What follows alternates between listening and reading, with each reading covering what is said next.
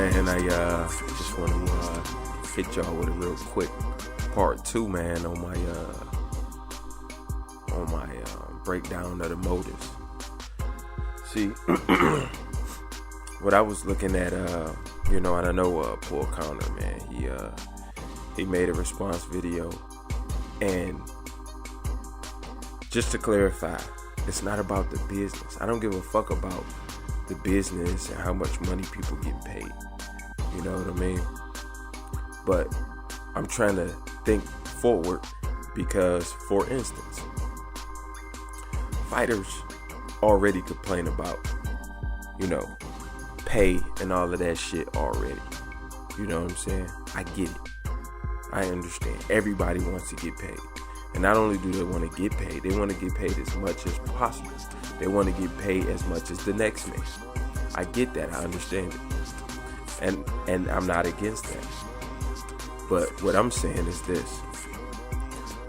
With Al Heyman trying to saturate TV with a product that he is paying to have put on TV, well, it's a thirsty ass look. It's thirsty as fuck. So some might ask, well, Rollo, that's still talking about the business. Well, it is in a sense. But what I'm worried about is this. If this doesn't work and it fucks up and the networks come to the conclusion that they can make more money paying for a different type of entertainment on their television than they could a motherfucker paying to put entertainment on their network, then boxing is fucked. All of those 100 and something fighters, when they try and go back to HBO and Showtime, what's going to happen is they're going to get low fucking balled. Because you can't go from getting paid millions to paying millions for the same thing you were getting paid for millions. You know what I'm saying? Like, you can't go back to that. So fighters are complaining and have reasons not to fight due to money woes and issues now. Can you imagine what the fuck it'll be in 2 or 3 years if this shit don't work? If this shit flops? And the biggest reason that it probably won't work is this. And I have to try and reiterate this. Boxing is not a new product. It is not. You are not introducing something new to the world. When Facebook came out, that shit was new. You know what I'm saying? Like, it wasn't the very first site, but the shit was new as fuck, relative to, shit that's big. I use the iPhone as an example. iPhone wasn't the first cell phone. It wasn't even the first touchscreen cell phone. But the interface that the iPhone presented was something completely new. Something completely new. That's why when other products came out, they never reached the level of the iPhone, because the iPhone is the bar setter. That was the bar. And it's hard to take that mantle with the same product. Give you another example. Air Jordans. Mike ain't played in over 10 years. But his shoes still sell more than any other shoes you can fucking think of. Any other sneakers there are. You can't knock Mike off that pedestal bringing out sneakers. Football is king. You can't knock off football. You can't knock off baseball. Once you lost your spot, it's a wrap. Now, I could be wrong. I hope I'm wrong. But it's just certain shit you just can't. The XFL had no chance to make it because we have the NFL. We have college football. There just wasn't enough. It's just not enough room for it.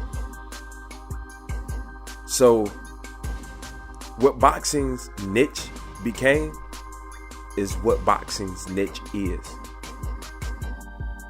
Now, what I'm thinking about is this may have had a way better chance to work if he was either trying to destroy the competition or work with the competition.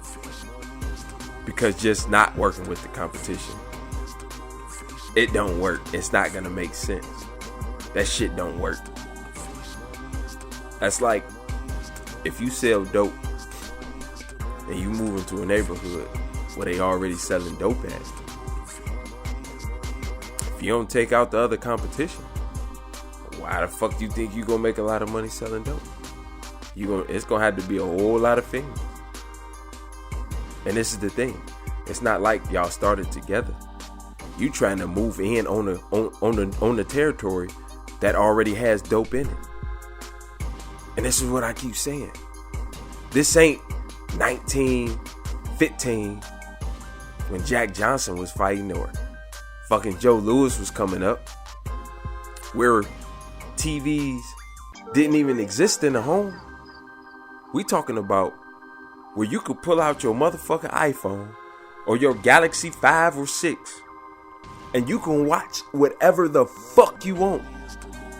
You could watch Love and Hip Hop. You could watch fucking Brazilian beauties sucking horse cock. You could watch how to make a pair of Air Jordans, how to design your own app, fucking First Take, ESPN, ABC, NBC, CBS, fucking Facebook. You could be listening to this shit all on your phone, on your iPad, your Galaxy tablet, your MacBook, your Windows Surface, or you could be watching it on your 55-inch Samsung flat screen, or your 65-inch LG, or your 55-inch RCA, or whatever the fuck you got. This ain't back in the day where we only had channels 2, 4, and 7. Why in the fuck? Listen, I know it seems like a good thing, but this is the old model. If it ain't broke, we all did this shit one time in our life where we said, man, this shit good, but I think I can make it better. And you know what you end up doing? You end up fucking it all the way up. And your shit was riding straight. Nigga had a car riding good and shit. Nigga like, I think I'm gonna try and put some rims on this bitch. And I'm gonna do it myself. Shit riding fine. You pull off a lug. Pull off another lug. Pop that wheel off. And you fuck up a brake. Break a drum or some shit. And your shit was riding perfectly fine. But you thought you gonna make that bitch shine and be more crispy. And now you done fucked it up. Now you can't drive. And that's what I'm saying. That's what I think is gonna happen. Boxing already fucked up enough. It is. It's fucked up. We know how fucked up it is. I ain't even got to go into all of that. But sometimes when you know you got a shit product, but somehow, some way you can get away with making money off of it, you fuck yourself up trying to be greedy. You do. Now, the one thing I will say is this. I did watch a couple of videos with my man P-Dub, Paul the Punisher Williams. And he had some real good things to say about Al Heyman. And obviously a lot of people do have a lot of good things to say about Al Heyman. A lot of these fighters at least. But sometimes we gotta see shit for really what it is. You know what I mean? Like I always say, man, it's something peculiar about a person that people are always talking about, but nobody knows this mystery man. You know what I mean? Somebody left a message in my comment section on my last video, and they mentioned the head of other companies, Bank of America and Google. But who the fuck is the head of Google without Googling him? Who's the head honcho at Bank of America without Googling him? We don't know. Nobody's screaming his name on every Google commercial. I don't see this man's name plastered when I go to Bank of America. Nobody's saying, us at Bank of America and the president of Bank of America would like to thank you for your business. Nope, that don't happen. Now, I'm willing to bet that if everybody at Bank of America was saying his name, or at least one person at every branch, we know who the fuck he is. We'd be able to pull him up, Google him, have an image of him or something. But it's just something fucking sneaky that I can't put my hands on it, man. But I can't fuck with the dude. I can't. And then, once again, like I said, there is absolute power. There's always absolute corruption. Now, like I said before, the NFL became the NFL not because they wanted to monopolize, but because a bunch of rich dudes who was already rich as fuck, they decided that they wanted to work together to create a league. Same thing with the NBA, Major League Baseball, hockey. And like I said, the repackaging the same old shit when the product is not even as good, it ain't gonna get you nowhere. So, because this motherfucker putting on fights that he should have been putting on. Now, it would have made sense if Keith Thurman was fighting Tim Bradley. You know, Adrian Broner was fighting Mikey Garcia or something. Then that would have been something to kind of, get a dude some praise about. But I can't praise a dude for doing what the fuck he should have been doing all along anyway. That don't make sense. So,